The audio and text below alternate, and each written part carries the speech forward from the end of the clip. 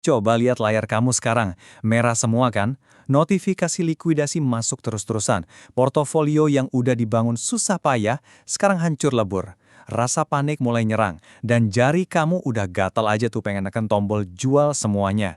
Nah, selamat datang di medan pembantaian pasar kripto. Tapi, tunggu dulu. Di tengah-tengah semua kekacauan ini, ada yang aneh nggak sih? Ada satu pertanyaan yang mengganjal banget.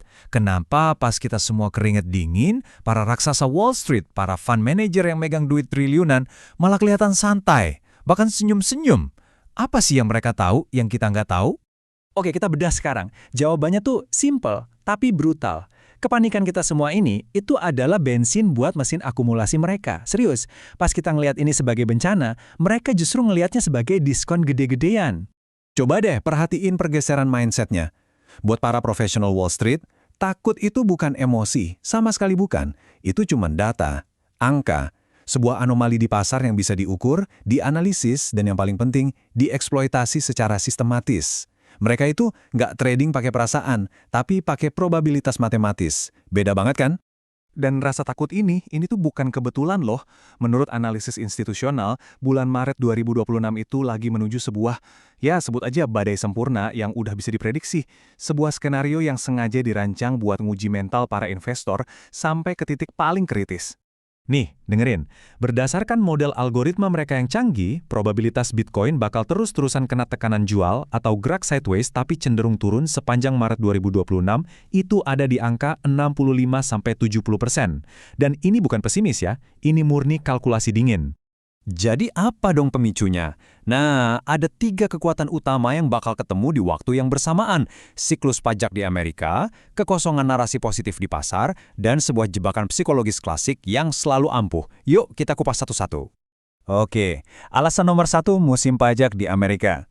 Jadi gini, para institusi gede itu sengaja ngejual aset kripto mereka yang lagi rugi buat ngurangin pajak. Uniknya, di kripto tuh belum ada aturan wash sale, jadi mereka bisa langsung beli lagi aset yang sama. Nah, ini yang bikin ilusi seolah-olah ada tekanan jual gede-gedean, padahal itu cuma akal-akalan buat efisiensi pajak. Pinter kan? Alasan kedua, ada guncangan dari luar dunia kripto. Kebijakan tarif impor global yang baru itu bikin panik pasar keuangan secara umum.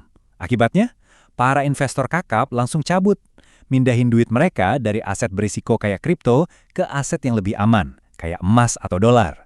Ini tuh ibaratnya oksigen di dalam ruangan disedot keluar, bikin pasar kripto jadi sesak napas. Nah, ini nih yang bawa kita ke alasan ketiga yang paling licik deh kalau boleh dibilang. Dalam teori pasar ada konsep namanya composite man. Gampangnya, anggap aja ini gabungan dari semua smart money, semua paus, yang bergerak kayak satu otak, satu entitas buat ngatur pergerakan pasar. Dan ya, mereka punya rencana. Menurut teori ini, sekarang kita lagi ada di fase yang namanya seller exhaustion atau kelelahan penjual. Ini bukan crash yang cepat dan heboh, bukan. Ini tuh kayak pendarahan pelan-pelan, lambat, ngebosenin, dan nyakitin. Tiap hari harga turun dikit-dikit, sengaja dirancang buat bikin investor retail kayak kita ini akhirnya capek, putus asa, dan nyerah. Pas banget sebelum harga mau balik arah. Oke, sekarang di tengah situasi kayak gini, ada satu indikator yang paling sering jadi jebakan buat investor retail. Namanya Fear and Greed Index. Dan kemungkinan besar, cara kita bacanya selama ini salah. Coba lihat, sekarang aja angkanya 9. Itu level extreme fear, ketakutan yang luar biasa. Artinya, pasar lagi berdarah-darah, semua orang panik. Nah, reaksi pertama kamu pas lihat ini apa? Nah, disinilah bedanya. Investor retail ngelihat extreme fear, terus mikir, wah diskon gede nih, waktunya all in, langsung hajar kanan. Sementara itu, institusi ngelihat angka yang sama dan mikirnya beda. Oke, catat. Periode kelelahan baru aja dimulai. Kita pantau dulu, jangan buru-buru. Kuncinya tuh di sini. Ternyata, nggak semua rasa takut itu diciptakan sama. Institusi itu ngebaginya jadi 2 jenis. Pertama, event-driven fear. Ketakutan karena ada kejadian atau berita jelek yang tiba-tiba. Nah, ini peluang buat beli. Tapi yang kedua, exhaustion fear. Ketakutan karena harga turun pelan-pelan tanpa sebab yang jelas. Ini jebakannya. Dan skenario Maret 2026 itu, ya yang kedua ini. Dan ini gokilnya terbukti secara biologis loh. Ada studi neuropsikologi finansial yang nunjukin kalau pasien yang otaknya rusak di bagian pusat rasa takut, amigdala, itu justru jadi investor yang jauh lebih rasional setelah rugi. Mereka nggak panik jual, mereka cuma lihat data. Nah, pada institusi dan algoritmanya itu bertindak persis kayak gitu. Tanpa emosi, cuma kalkulasi dingin. Jadi, gimana cara mereka main? Apa sih isi playbook mereka pas kita semua lagi panik? Oke, sekarang kita bakal bongkar strategi persis yang dipakai sama smart money. Pasti sering dengarkan kutipan legendaris dari Warren Buffett, "Be greedy when others are fearful." Jadilah serakah saat orang lain takut.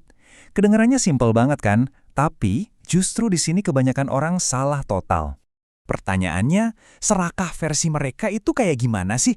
Ini bukan soal serakah membabi buta ya, bukan berarti all in pas harga lagi anjlok parah. Itu mah namanya nangkep pisau jatuh, udah pasti tangan kamu berdarah.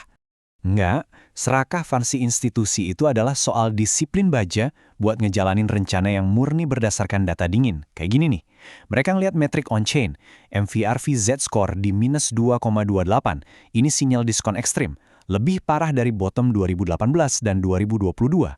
Mereka juga tahu harga beli rata-rata seluruh pasar ada di $55.000. Dan yang paling penting, level rasa sakit maksimum buat holder jangka panjang ada di $40.712. Nah, inilah area berburu mereka. Terus cara eksekusinya gimana? Pakai strategi dengan presisi tinggi yang namanya limit order laddering. Jadi mereka tuh nggak beli sekaligus di satu harga. Nggak, modal mereka dipecah-pecah jadi beberapa order beli, terus disebar di level-level kunci yang udah ditentuin tadi.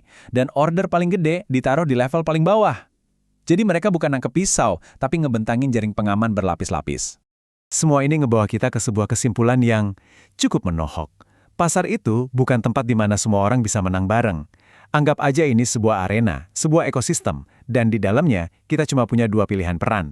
Ingat ini baik-baik ya, di setiap kepanikan pasar, duit itu nggak pernah benar-benar hilang. Dia cuma pindah tangan. Pindahnya dari mana ke mana? Dari tangan orang-orang yang bertindak pakai emosi, ke tangan mereka yang bertindak pakai rencana, pakai sistem, pakai kalkulasi matematis yang dingin.